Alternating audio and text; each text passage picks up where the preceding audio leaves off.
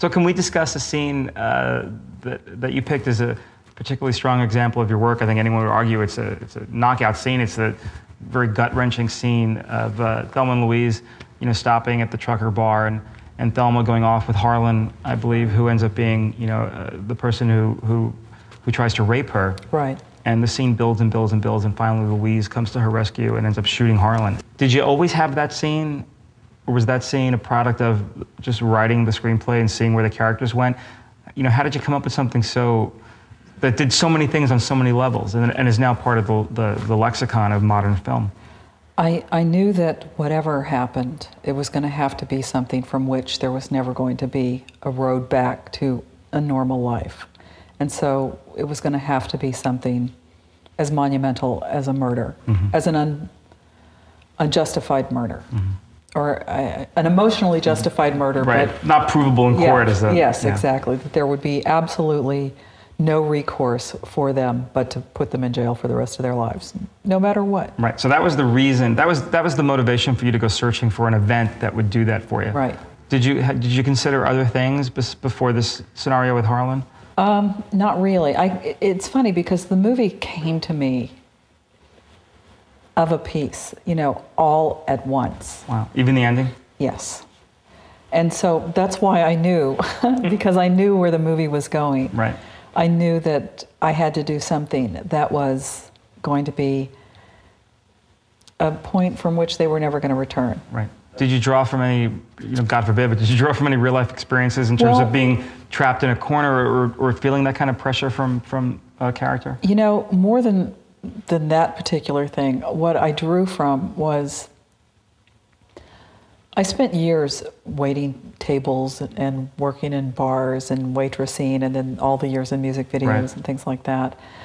But I think any woman walking around for sure. will tell you. Yeah, my niece will tell me that. My sister told me that. My girlfriends have told me that. It's the things guys pull. The things that you are witness to on a daily basis are so appalling that, and that what your response is supposed to be is don't say anything. Right. Just don't talk back. Because and by that being the required response, blankness, nothing.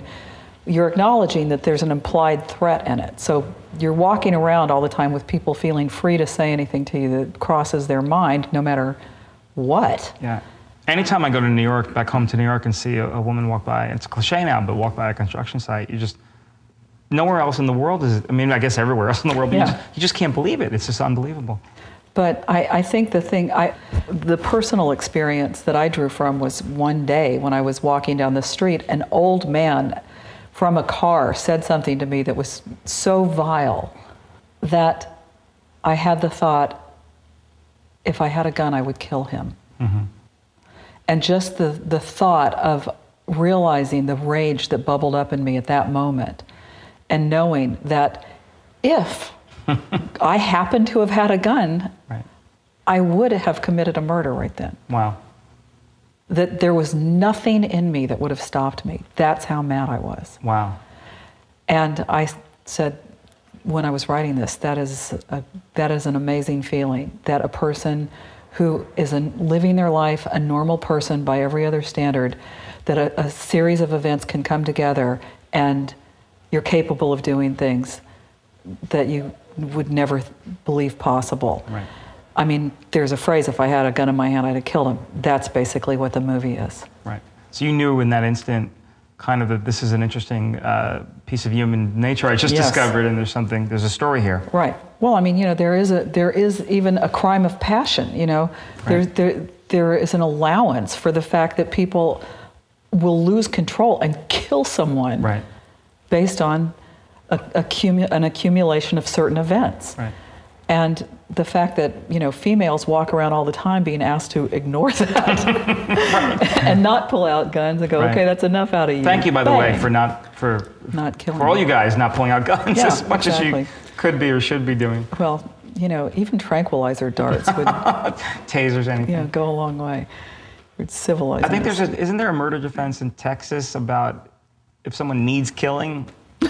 You can. I'm sure if it exists anywhere, Texas would be the place. Now, speaking of Texas, you have this wonderful allusion for the Louise character about Texas. You foreshadow the murder a little bit with the anecdotal, you know, like, I don't want to talk about Texas. I haven't seen a place like this since Texas. Right. Where did that come from? What was the reasoning behind that? Well, there's several reasons. One is that, you know, Texas is, again, one of those places that kind of prides itself on, you know, digging its heels firmly in the 18th century. And they're still trying to secede, I think. Right, exactly.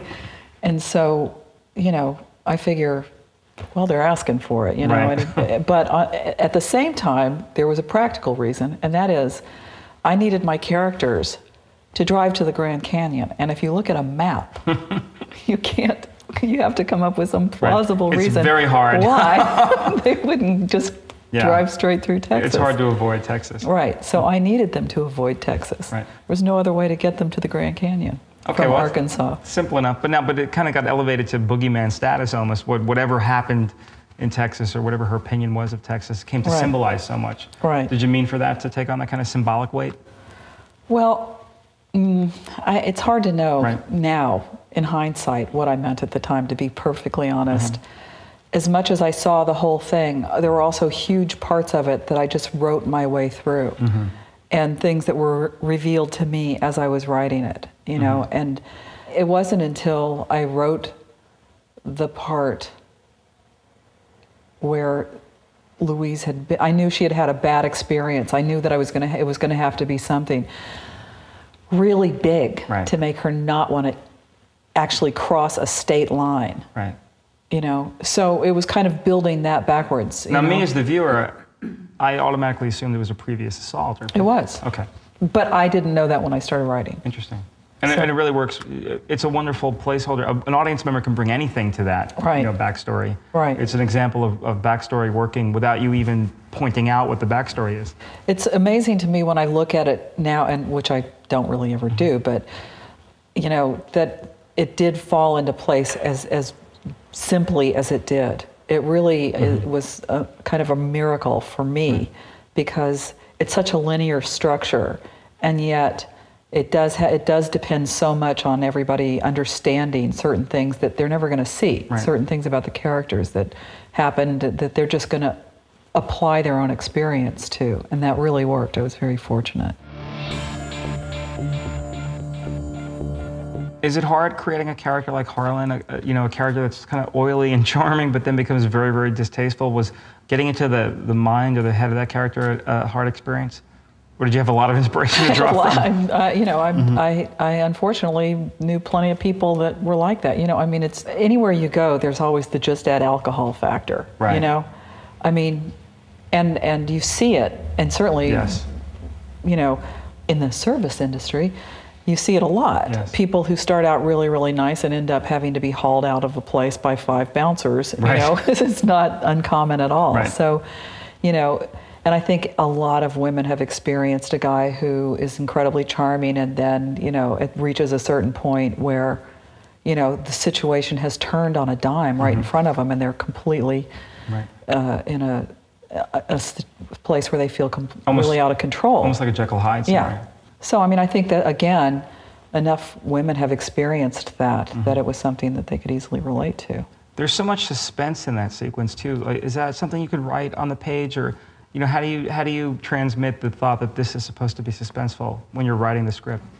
Again, I think that's where economy comes in. You know, it's you have to choose your sentences very carefully, and I think the description is every bit as important as the dialogue and those things. And I always say that, you know, when I'm writing, I really try to see the whole thing with no dialogue first, so that the dialogue that I put in or the description that I put in is only what's absolutely necessary to tell the story. You know, so I try to be as economical as possible and just not give any information until the exact moment that it's needed, or not say anything that isn't absolutely necessary. Because, you know, I had another good experience one time that taught me so much about this very thing. And I was a juror at the Sundance Film Festival, and I had to see 17 films in 5 days. Right. And by the end of that 5 days, anytime I was watching a film where anything was happening besides that person driving that story forward, I was livid. Right. You know, I felt like this was time off my life. Right. And the film is wasting its time, it's wasting your time. wasting my time. It's not doing anything. It's indulging. Indulging. And so I think, you know, the tendency is probably the longer you do it, the easier it is to indulge yourself. Were you conscious of not wanting to have an indulgent script, even though that was your first one? Yes, very much so. How did you know that was a potential pitfall? Or just osmosis from just being around? I think so. I mean, I feel like, you know, I did read scripts and just go, I don't really understand. And, you know, plays also. I mean, in all the years of studying drama, I really, the plays that I loved were so concise. Right. You know, and I think good writing is concise and is precise and is so articulate and careful in what they do. And there's not just a lot of, you know, wasted superfluous information coming at you. Now, in your screenplays, can it vary from scene to scene? The amount of description, you know, does it change based on what you need a scene to do? Yes, but usually what I do is, you know, I write all the description that I need to tell the thing, and then I go back through and start trying to pull everything out. As you know, inexplicably, page count has become very important. Right. And it is. You know, from a production standpoint, but, you know, a first draft, I feel, should have a little bit of leeway. Well, I feel like now, I mean, I don't know how you feel, but studio executives, the junior ones, the ones that kind of the poor kids who come on board and have to read 500 scripts a week, they issue memos or notes that are based on, you better hit this point by this page or this point by this page. It seems like there's more of a rigidity trickling up from the bottom in a way. Well, you know, it depends, I think, on the experience of people on both sides. You know, inexperienced screenwriters, of which I am one, you know, honestly, I haven't written that many scripts, you know, do tend to indulge themselves or take liberties, I should say. And you know, when I get a script to rewrite and it's 130 pages, there's a part of you that's just like, oh, God, does it have to be 130 pages? There is a reason, I think, that they're limited to a certain number of pages. However, every story is different. Right. You know, and if it's 130 of the most smoking thing you've ever read, then, you know, there should be a little bit of latitude. Sure. Do you think the three-act structure, or the thing that everybody talks about with screenplays, was it inherited from playwriting or plays and drama, just kind of carried over to the motion picture industry? I think so. I mean, I think it's the rhythm of stories that people have come to expect. Okay. And I think going back to Shakespeare, I guess, or the Greeks even. Yeah. And so it's not that I think there's anything inherently wrong with it, but I think that, you know, so many people have taken the courses and they've done all the stuff and they have to have the inciting incident by page 10. And have you ever seen any of those classes up front? I've never gone to any of them. I'm always just certain that as soon as I do, I'll never be able to do it again.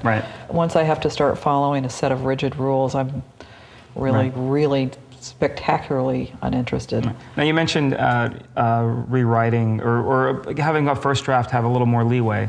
You know, that first draft should be allowed a little more leeway than subsequent drafts. Did your draft for Thelma and Louise change much from what came out of your typewriter the first No, not significantly. There were some scenes that were dropped, you know. Like this scene, for example, did anything change about the mechanics of it, or, you know, did Harlan always get slapped? Exactly as written. You know, I knew that, I mean, she was the one who was going to have to make the mistake of escalating this, you know. She's the one who crossed over into violence first, in terms of people getting hit.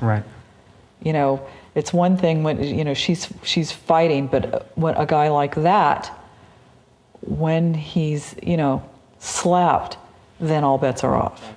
And his final words are, "Suck my cock." Did you feel you needed a trigger line to, you know, kind of spur that shooting? Yes. I needed the character to hear something that was just going to cause her to lose all sense of boundaries and reason. One final straw. Right. And I couldn't think of anything else. Although in the TV version, I believe he said, "Clean my clock." Which is also not called for in a situation to a young lady. Deserves to clean be my killed clock. for saying such a thing. Anybody would do the same thing. Louise's speech in the aftermath, who's going to believe that we don't live in that kind of world? That sentiment kind of resonates through the whole film. Was that something that you had at the beginning? Well, I still don't think we live in that kind of a world. Right. What is that kind of world? Just? Well, it's a place where injustice flourishes every day. Where people who are victimized are, blamed, and people who are not, the reasons for their bad behavior or their actions are rationalized, if not condoned. Do you feel like as an observer, and obviously Thelma and Louise was inspired by how you felt about the world, do you think we're in a better place or the same place? Some things have improved, but it's one of those 2 steps forward, 1 step back, I guess. Progress is always glacial, unless it comes to actual glaciers melting, and then it seems to be speeding up rather quickly. Roland Emmerich made that movie. Right. Do you still draw from how you feel about the world and real life experiences in terms of your work? I hope so. It's funny. I don't think of myself as a particularly bitter or cynical person, but at the same time, I'll never stop looking at examples of horrible injustice and the way that they're looked at as normal in some places. Well, that's actually altruistic. You're shining a light on, at least even in your own process or in your work, you're shining a light on what is dysfunctional. Well, those are the things that are interesting to me. Yeah.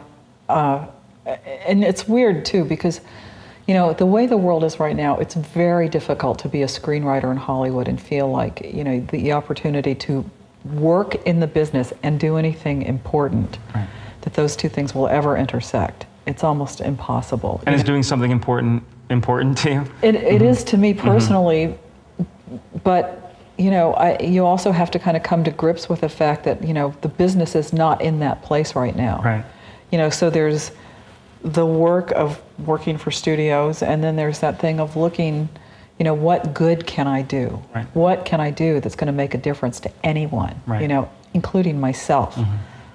I think that everybody who aspires to be an artist on any level is dealing with the same thing. Where did Something to Talk About come from?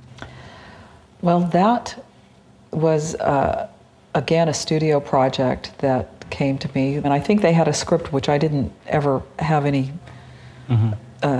interest in pursuing. They had wanted a script rewritten, and I didn't want to rewrite it. It was it was having to do with sisters, and I think, they said, well, if you were going to do anything that had sisters in it, anything, what would it be?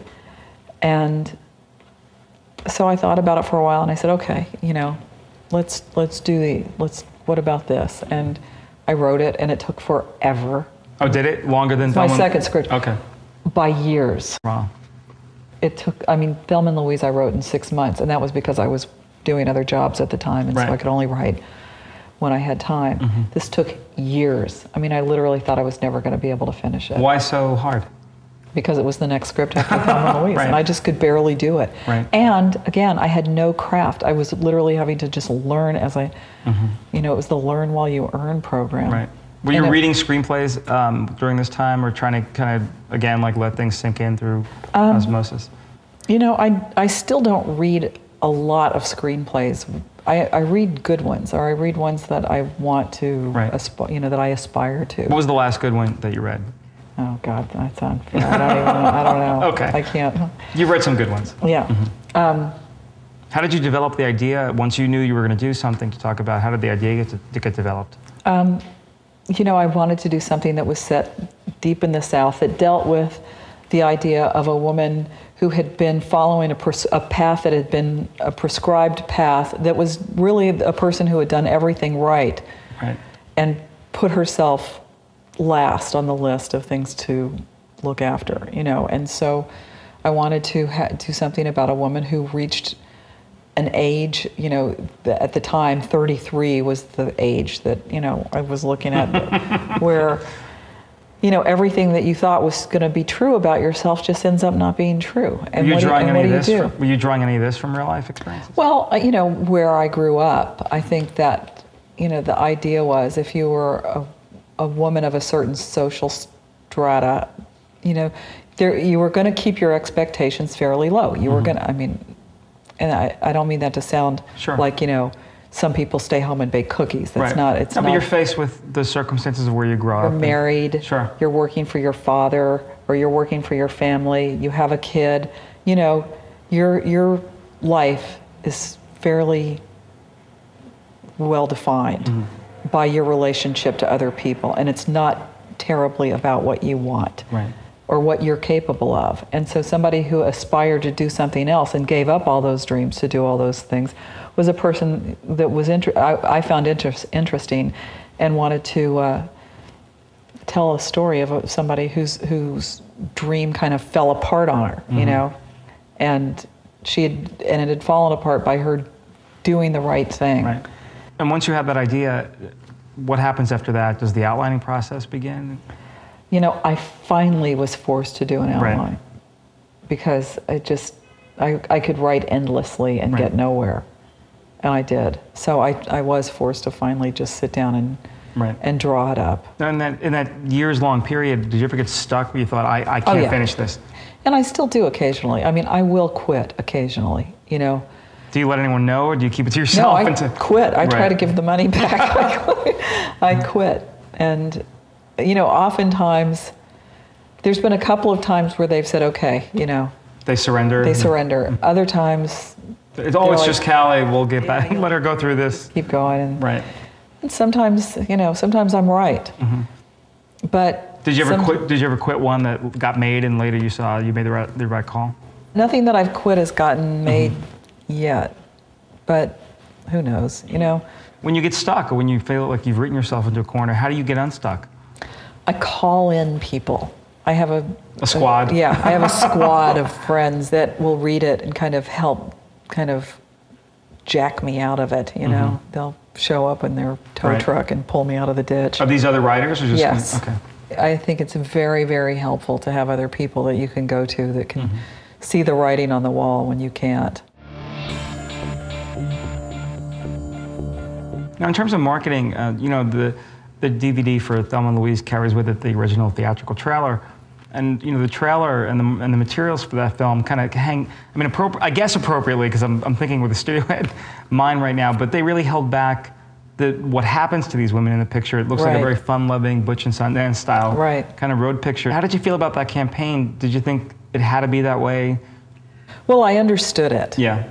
I understood that if they were going to get people into those seats, you know. See, I think there's an ancillary benefit that, you know, so many campaigns give away the store now. I mean, you feel like you've seen the movie. And this campaign actually left surprises for you in the theater. So. And, you know, thank God, because I really think if people had known going in what they were going to see, they wouldn't have gone. Were there discussions about downplaying the seriousness when you all got together to talk about the marketing?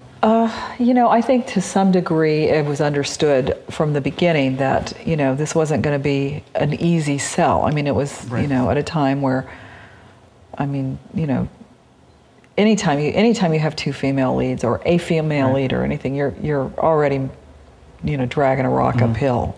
Let's face it, you know, female audiences are not the first in the seats on the weekend. And, you know, and it's gotten worse over time. And so, you know, anything to make it look fun and to make it look like something that, you know, would be a release, which I think it was. Yes. How'd you feel when Ridley Scott came on board to direct? Was there any trepidation about a man directing it, or a man known for action films or horror films? Like, what was your feeling going in? Well, my feeling was if I wasn't going to direct it, I wanted him to direct it. You know, he had come on as a producer, and you know, they had started talking to a lot of directors, and you know, there were certain times there were people that they were talking to that I would just be thinking, this can't happen. You know, being a screenwriter is a really terrible position at times because as soon as you allow your script to be sold, you have given up all rights. You know, you have literally just, you know, thrown it to the wolves. You're watching it happen in front of you. And so the idea that absolutely it could go so horribly wrong, you know, just haunts you. And as they were meeting various directors, there were times where I was just demoralized. And Ridley Scott was on as a producer, meeting other directors? Yes. Okay.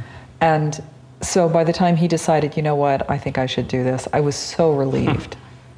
You know, if it wasn't going to be me directing it, I really did want it to be him, and I'm so grateful. Right. You know. What were if you had directed it, or if it had been directed by a woman, do you think it would have been a different movie? I think that there were things I probably would have done differently. Right. I think that the truck driver wouldn't have been quite as cartoonish. Mm-hmm. You know, because I think that is a guy that's out there that, you know, every right. woman actually knows. Yeah. You know, that guys don't really get to see that guy. And it would have been nice for guys to see that guy mm-hmm. for real, instead of as a guy that they could write off as a gorilla or a buffoon or something mm-hmm. like that. Because I just feel like that was the one area where I kind of felt, you know, we didn't really tell the truth so much there. Right. But, you know, with most of it, I have to say, you know, Ridley was incredibly true to the script, and, you know, he was extremely open to hearing my vision, you know, in the pre-production process of every single moment. There were times we would sit down for hours and hours, and it was like, I felt there was a sponge, like in every crevice of my brain, right. you know, kind of going in and mining out every little possible thing that I could tell him about that script. Oh, that's great. He was so amazingly thorough. So I'll never be anything mm-hmm. but grateful. Well, conversely, do you think a man could have written a script like that? Oh, I think anything's possible, right. sure. Mm-hmm. You know? Do you think there's sexism in Hollywood in terms of approaching screenwriters or dealing with male and female writers differently, or is it all green, and once you're a successful screenwriter and that's it? Well, the only thing that would lead me to say that there is sexism is the absolute dearth of female screenwriters. Right. I mean, it seems like it's kind of obvious in the numbers. Right. You know? It's you and the staff of Sex and the City. Right. And even then, like 2 or 3. You know, but there are some really wonderful women screenwriters. Lots, tons of them. And I think the good people do work. Mm-hmm. You know, I think a lot of guys that aren't as talented, you know, as right. some of the women, you know, get jobs because studio executives tend to be male, or whatever it sure. is, you know, people just feel more comfortable or they feel safer or whatever. Yeah, I think that it must be true. Mm-hmm. You know, the numbers bear it out. Right. So I don't know, you know, if it's really, I mean, you know, studios hate women. I mean, look how many female studio executives there are, and how many female studio heads there are. I mean, it can't. Now more than ever, yeah. Yeah. Mm-hmm. So, I mean, I really can't explain it.